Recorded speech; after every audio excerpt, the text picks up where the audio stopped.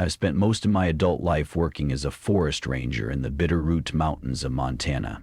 It's a quiet job, far from the city's hustle, and it's where I found peace.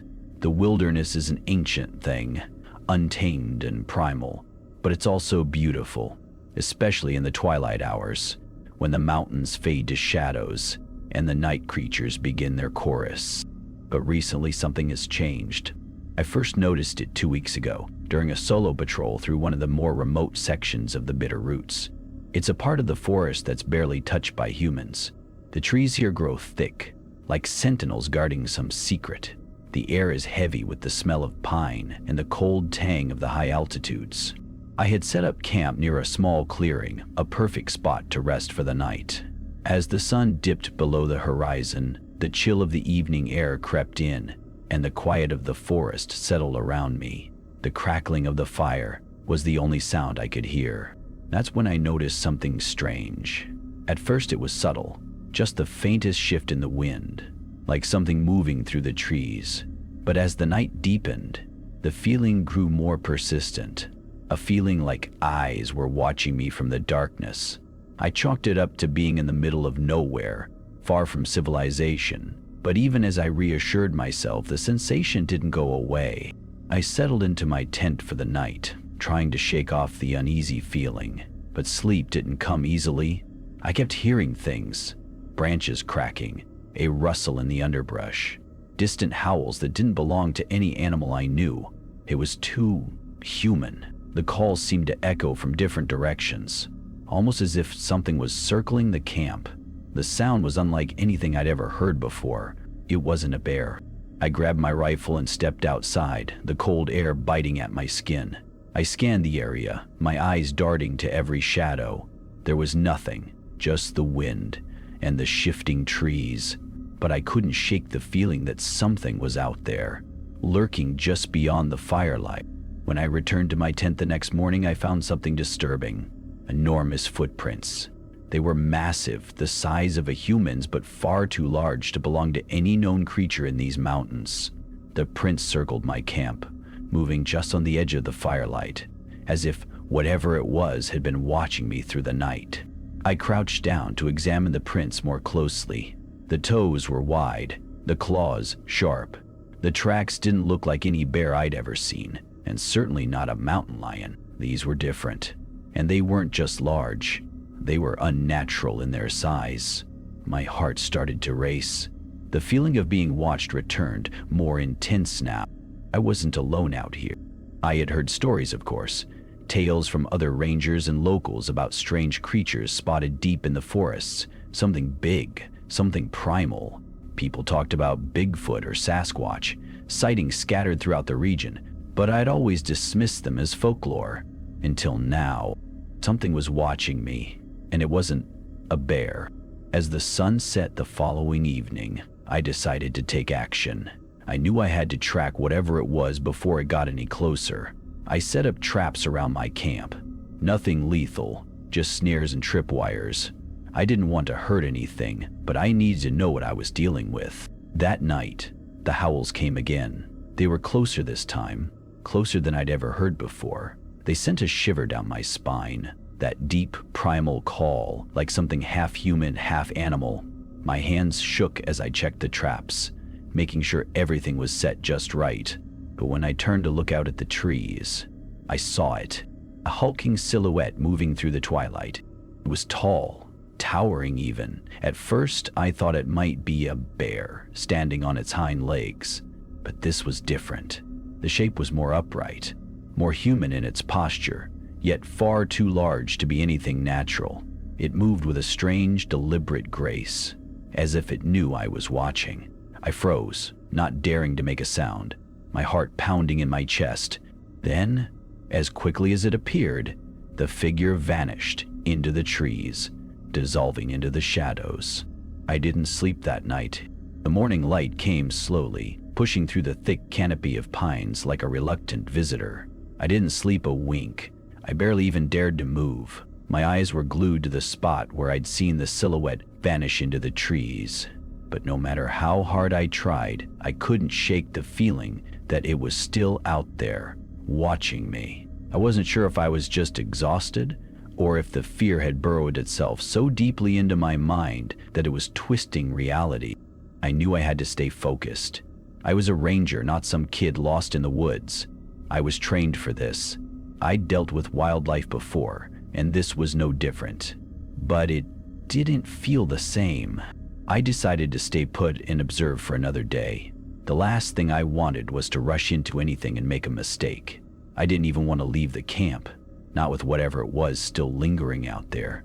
But as the hours dragged on, the silence of the woods began to gnaw at me. I kept thinking I'd catch another glimpse of the creature or hear something move in the trees, but nothing came. Then, around dusk, it happened again, a sound in the distance. But this time, it wasn't a howl. It was the unmistakable sound of footsteps. Heavy, slow, deliberate, like something large moving through the underbrush. My heart leapt into my throat as I scrambled to grab my rifle, my hands shaking in the cold air. I crouched low, peering through the trees, trying to pinpoint the source of the sound. I didn't dare breathe too loudly. For what felt like an eternity, I listened to the quiet crackling of leaves, the deep thump of heavy steps, each one growing nearer. I held my breath, hoping for a glimpse of whatever was stalking me. But just as the noise reached its crescendo, it stopped. Everything went still. The only sound was the wind whistling through the trees. I waited for a long while, hoping for some sign, some movement, but there was nothing, just the silence. I couldn't stand it any longer. I moved cautiously to where I'd seen the massive footprints earlier. The ground was soft here, just the kind of place a creature might leave a trail. I crouched down, running my fingers over the earth, checking the depth of the prints. They were still there, though some were beginning to blur with the passage of time. I could see the outline of the toes, the way the claws curled into the earth. Then, something caught my eye. A snap of twigs, a faint sound. I turned sharply, and there, at the edge of the clearing, stood a figure, a shadow, indistinct, moving just beyond the tree line. I raised my rifle instinctively, but I didn't fire, not yet. It was there, and it was watching me. For a moment, I thought it might step forward, reveal itself, but instead, it stepped back, retreating into the thick forest. The figure wasn't making any sound, but I could feel it, the weight of its presence pressing down on me. I didn't know how much longer I could stay out here, but there was no way I could leave now. I had to see this through. I had to know what was out there. I set more traps.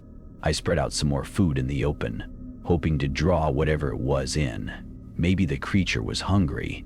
I wasn't sure if I was hoping to catch it or hoping for it to just disappear. But either way, I couldn't bring myself to leave. As the night crept on, I sat in the dark, staring at the fire, trying to steady my breathing. I couldn't stop thinking about the figure I'd seen, the way it moved, how unnatural it seemed. It wasn't a bear, and it wasn't a man. But if it was Bigfoot, a burst of rustling snapped me out of my thoughts. My heart skipped a beat.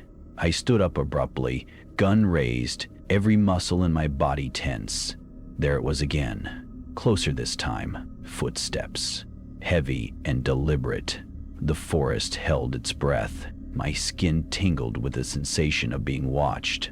I stepped cautiously to the edge of the clearing, holding my rifle steady, scanning the darkness. The rustling continued, circling the camp, moving from one tree line to the next. I could hear the breath of whatever it was, long, heavy, like a predator closing in. Suddenly, a branch snapped loudly behind me. I whipped around, but there was nothing there. The footsteps had stopped. Then I heard it, the unmistakable sound of something heavy thudding on the ground just beyond the firelight. A massive figure emerged from the shadows, its eyes glowing faintly in the dark, reflecting the fire's light. I froze. There was no mistaking it. This was the creature, the thing that had been following me. But this time I could see it clearly. The silhouette was humanoid, but it was far larger than any man I'd ever seen. Its shoulders hunched, its arms long and thick with muscle. It had the distinct shape of a giant, shaggy ape, but there was something wrong about it. The way it moved wasn't quite natural, and its eyes gleamed with a predatory intelligence. I didn't know if it was the fear or the adrenaline, but I felt a surge of courage as I raised my rifle and fired a warning shot into the air. The creature flinched, but it didn't retreat. It was still watching me, studying me as if sizing me up. I backed away slowly, never taking my eyes off it. My heart was pounding, my hands slick with sweat. I could feel the cold sweat trickling down my neck. And then, just as quickly as it had appeared, it vanished, slipping into the trees with an unnatural swiftness, leaving nothing but the echoes of its presence behind. The woods fell silent once again. I was left standing there, the weight of the encounter pressing down on me. What had I just seen? And why had it been so careful? It wasn't just stalking me, it was hunting me. The night seemed heavier, more oppressive now, like the forest itself was aware of what had happened. Every twig snap, every whisper of wind felt like a warning. I could still hear the sound of the creature's footsteps echoing in my ears, the eerie glow of its eyes etched into my memory. But most unsettling of all was the silence that followed. How everything seemed to hold its breath, as if waiting for the next move. I didn't sleep. I couldn't. Not after what I'd seen.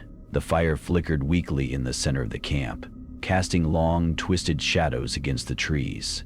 I kept my rifle within arm's reach, my eyes darting to every movement in the dark. The wind shifted, but I barely registered it. My mind was consumed by the thing I'd just encountered. The creature. Bigfoot? Maybe, but it felt wrong somehow. It wasn't like the stories. The way it had studied me, like it was testing me, sizing me up. It was far too intelligent to be just a mindless animal. I stood up and began walking the perimeter of the camp, checking the traps, inspecting the area where the creature had moved through. I wanted to convince myself that it had just been a bear or something else, that maybe it was just a trick of the light, a figment of my tired imagination. But when I saw the footprints, larger than any bear's, my heart sank.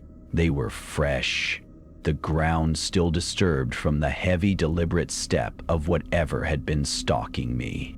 I crouched down, running my fingers over the print. The detail was disturbingly clear, as if the creature had intentionally left a message behind, something that couldn't be mistaken. The toe imprints were deep, as though it had been standing there, watching me as I slept. I couldn't stay in the camp any longer. I had to find it. I had to know what it was. I gathered my gear, my rifle, the knife, some extra supplies, and set off toward the dense thicket where I'd seen the figure retreat into the trees. The pines here were older, their bark twisted and gnarled, the branches weaving together so thickly that the sunlight barely touched the forest floor. The air was cool, the smell of damp earth filling my nostrils. But there was something else now, something that made the hairs on the back of my neck stand on end. The quiet. No animals stirred, no birds sang. I pushed forward, scanning the ground for any sign of the creature, listening for any sound, but the forest remained eerily still. I walked for what felt like hours, the weight of my rifle dragging my shoulder down, the deep thud of my boots against the soft earth, the only sound I could hear. I was deep in the wilderness now, farther from camp than I intended, but I couldn't stop. Not now. Then, I saw it. A mark on the bark of a tree. It was a deep gouge, the kind you would expect from a bear or a large predator, but this one was different. The slashes were too clean, too deliberate, and something about the pattern. It was almost like a symbol. I stepped closer, my heart pounding in my chest. I was too far from camp to turn back now, and the further I went, the more I felt the weight of being watched. The sun was setting, and the woods seemed to grow darker, the shadows stretching longer with every passing minute. I had no choice but to keep moving. I passed through a narrow gap between two enormous trees and suddenly stopped in my tracks. Before me stood an old, abandoned structure, half hidden by the underbrush. A shack, a cabin maybe. Its roof sagged, the windows broken, the door barely hanging on its hinges. The air around it was thick with a strange, heavy silence. I took a step forward and froze again. Something shifted in the brush near the structure, a rustling, so faint I thought I imagined it. But it was there. I could hear it clearly. I reached for my rifle, my breath catching in my throat. There was no way I was going in there alone, but I didn't have much of a choice. I crept toward the shack, keeping my back pressed against the trees. Every step felt like it could be my last. The air was thick with tension, like the forest itself was holding its breath. The rustling continued, and I heard what sounded like a low grunt, deep and guttural, coming from the cabin.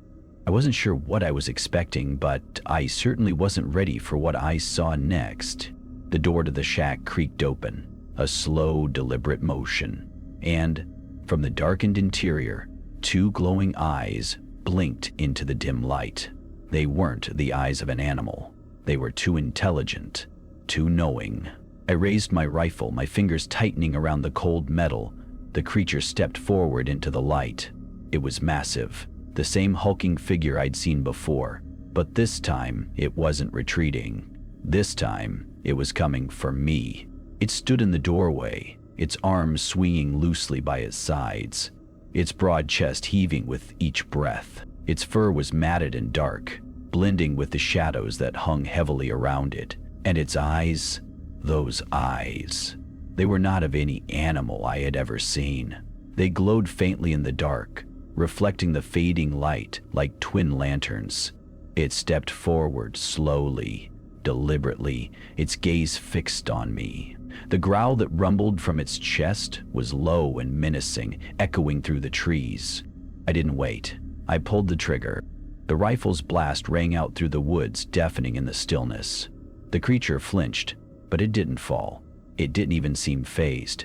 It was still coming. The shot echoed through the woods, but the creature didn't flinch the way I expected. It just stood there, towering over me like an immovable force of nature.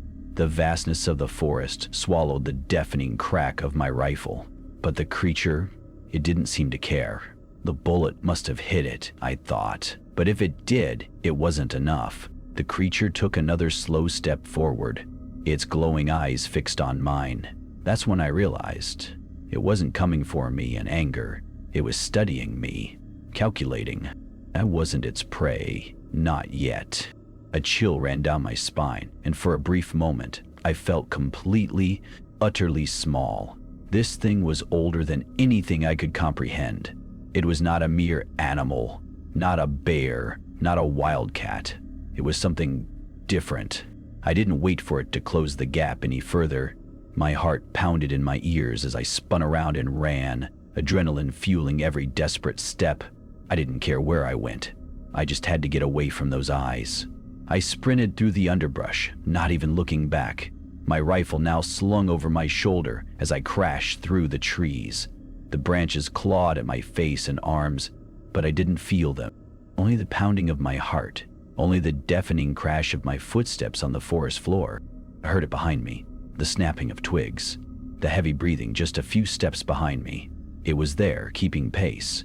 It wasn't running, but it didn't need to. The creature was toying with me, moving at its own speed, patiently following my every move.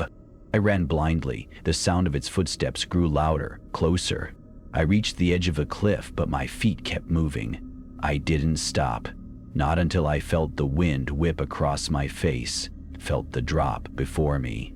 The cliff was steep, a deadly drop to the rocks below, but there was no time to stop and think. The beast's breath was too close. I jumped.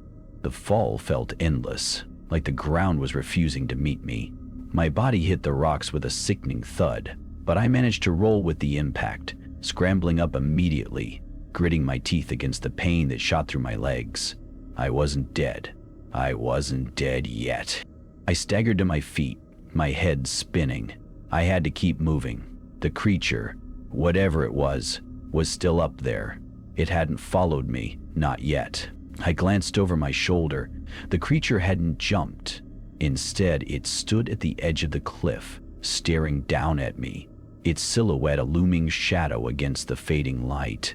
I took off running again, more cautiously this time, moving slowly, testing my footing. The ground below was treacherous, sharp rocks, loose soil.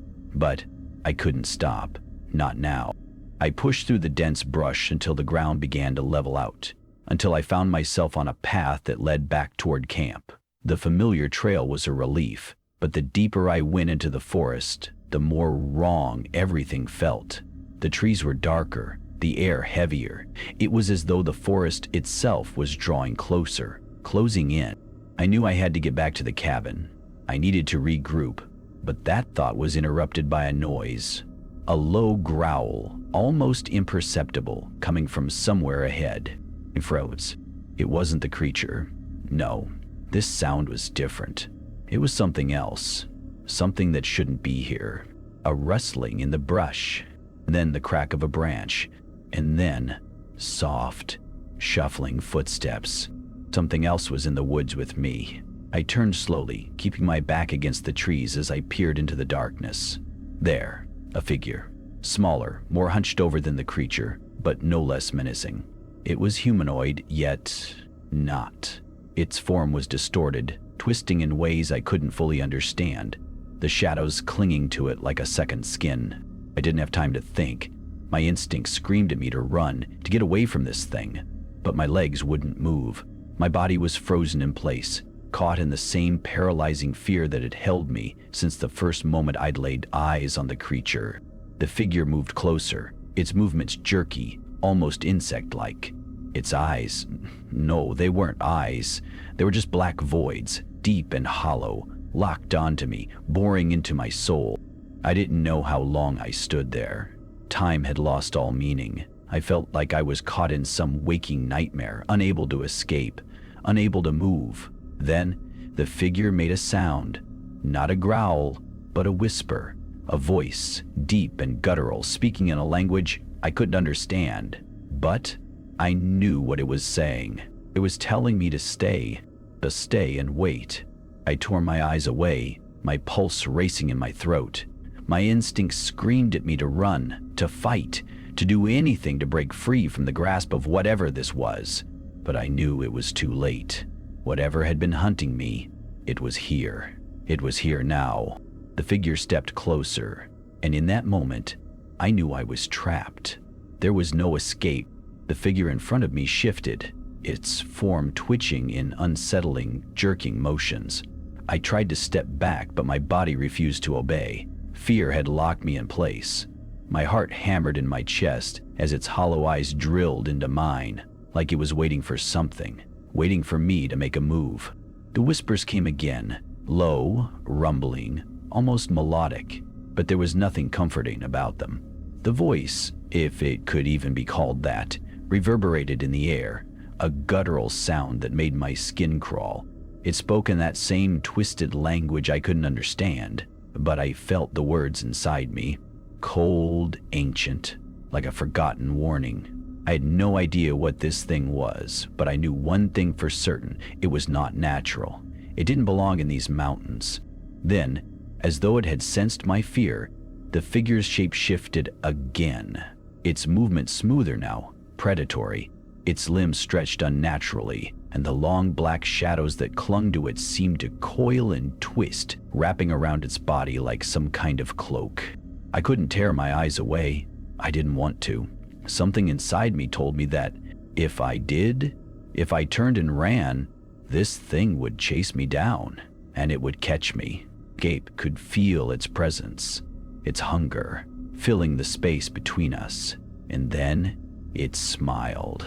A wide, jagged smile that split its face in half. Its teeth were sharp, like shards of bone, yellowed and broken. They gleamed in the dim light of the forest as it stepped closer, each movement deliberate, like a predator savoring the fear of its prey. I knew I had to fight. I had no choice. My hand reached for the knife strapped to my leg, fingers trembling as I pulled it free from its sheath. The cold steel felt heavy in my grasp, but it was the only weapon I had. With a sudden, violent motion, I lunged forward. The blade aimed straight at the creature's chest, but it wasn't there anymore. The figure moved faster than I could track, faster than anything human should be able to. It was behind me in an instant, its cold breath on the back of my neck. I swung the knife wildly, but it was too late. The thing was already gone, lost in the shadows. My heart raced as I spun around, trying to find it again, but there was no sign of the creature. No sound, no movement, just the dense, silent forest around me. I stood there, breath ragged, ears straining for any noise, any sign that it was still nearby. But nothing came. I was alone. I didn't know how much time passed. Minutes, hours. Time had started to lose all meaning in these woods. The creature, whatever it was, had left me alone for the moment. But the weight of its presence still hung in the air, suffocating. I forced myself to move, slowly at first, my legs stiff from the adrenaline that had poured through my body. My eyes scanned the forest around me, every rustle, every snap of a branch sending my heart into my throat. I couldn't stay here. I couldn't let this thing take me. But where could I go? The mountains were vast. The forest was endless. And now it seemed I had become a part of it. I had no plan, no idea what to do. All I knew was that I had to keep moving, keep pushing forward. Then I heard it again, the growl. It was closer this time. I turned to face the sound, my body instinctively moving into a defensive stance. My hand gripped the knife tighter, knuckles white with tension. The growl rumbled in my chest now, vibrating through the very ground beneath my feet. From the trees, a hulking figure emerged, its form impossibly large, its silhouette like a living shadow. The creature, it wasn't alone. Behind it, another figure stepped out of the forest. Smaller but no less terrifying. It was humanoid, but its features were distorted, its face a blur of shifting shadows. I was surrounded. The air around me seemed to thicken, the pressure building until it felt like the forest itself was closing in on me. My thoughts were scrambled, my body heavy with exhaustion and fear. I didn't know how much longer I could keep my wits about me. But then, as the creatures drew closer, something inside me snapped. I wasn't going to die here. Not like this. I wasn't going to let these monsters win. I gripped the knife so tightly that my fingers ached, every muscle in my body tense with a mix of terror and defiance. They weren't just hunting me. They were toying with me, playing with their prey. But I wasn't going to be the one they dragged into the dark. I moved fast, too fast for them to react. The hulking figure lunged toward me, but I ducked and rolled, using the forest's natural cover to my advantage. I was quick, faster than I had ever been before, my survival instincts kicking in as if my body was moving on its own. I was running, but not blindly this time. I had a goal. I knew where I had to go. The cabin.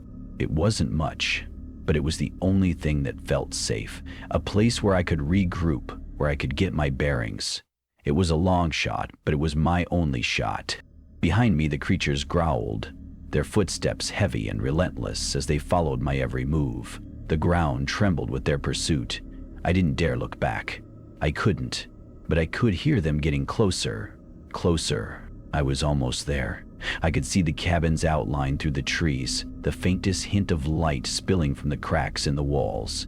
My heart surged with hope, but just as quickly I heard the creatures growl, now right behind me. I reached the cabin, my hand slamming against the door as I yanked it open and dove inside. I slammed it shut behind me, my breath ragged, my body shaking with the realization that I was no longer outside in the forest.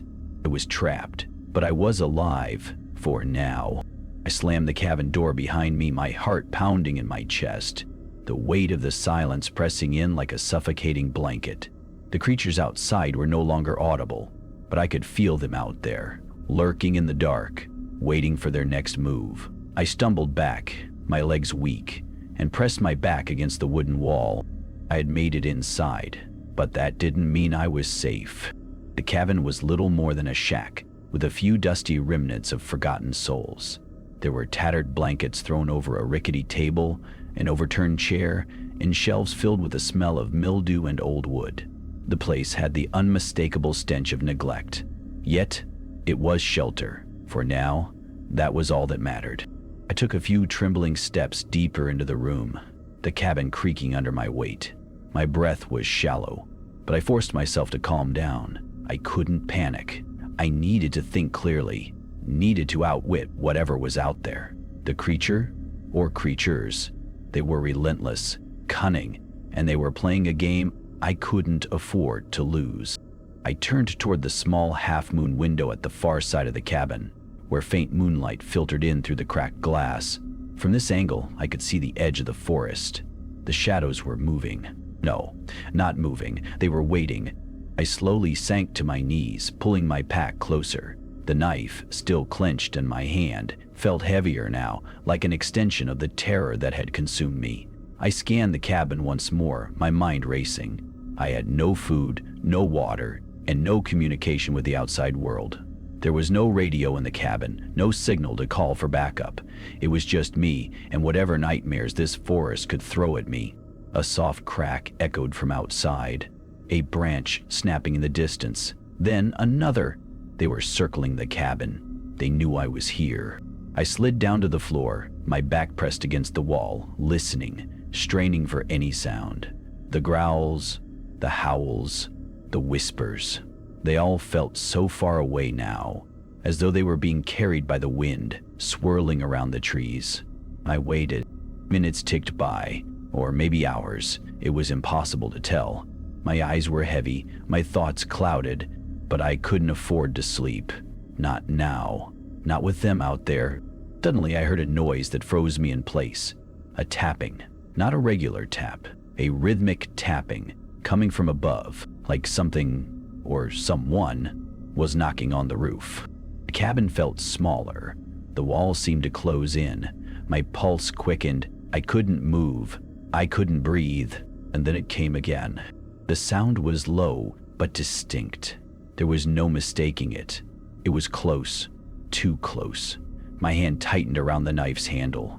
There was no way I was going to die like this. Trapped. Cornered. Helpless. The tapping continued. Slow and deliberate, as if the thing on the roof was toying with me. It knew I was down here. It knew I was terrified, but I wasn't going to let it win. I jumped to my feet, my knife raised. I was ready for whatever came next. A gust of wind blew through the cracks in the cabin's walls, sending a shiver up my spine. I held my breath, ears straining. The tapping had stopped. Then, another sound. This time, it came from the floor beneath me. The crunching. The floorboards groaned under the weight of something moving beneath them. It wasn't an animal. No bear or wolf could make a sound like that. The scratching was slow, methodical, as if something was clawing its way up through the wood, inch by inch. I turned toward the corner of the cabin where the floorboards were buckling. My eyes widened in disbelief as a dark shape began to emerge. Long fingers. Too many fingers. Clawing through the floor. The nails scraped against the wood with an unnerving screech, and then a face, horrible and twisted, appeared through the gap. I stumbled back, my heart skipping a beat. The creature's eyes were hollow, deep sockets that seemed to pierce through the very essence of my being. Its skin was mottled with black veins, and its face was gaunt, stretched tight over its skull. It looked like something that shouldn't have been, something not meant to walk in this world.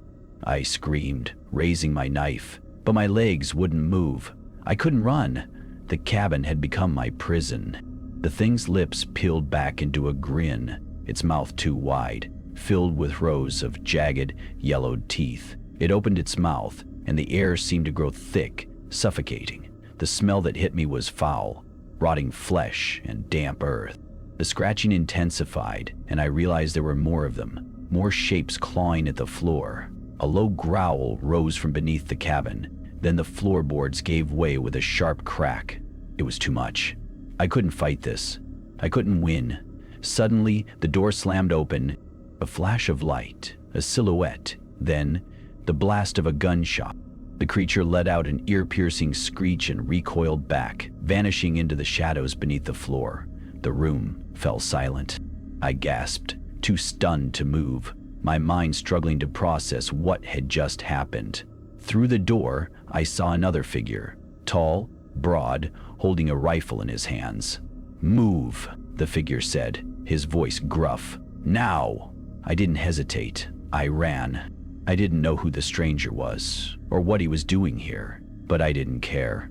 I followed him as he led me out of the cabin and into the wilderness, the trees around us seeming to shift with every step, the air heavy with an unnatural stillness. As we moved deeper into the forest, I dared a glance behind me. The cabin was gone, vanished, just like that. And the creatures? Gone.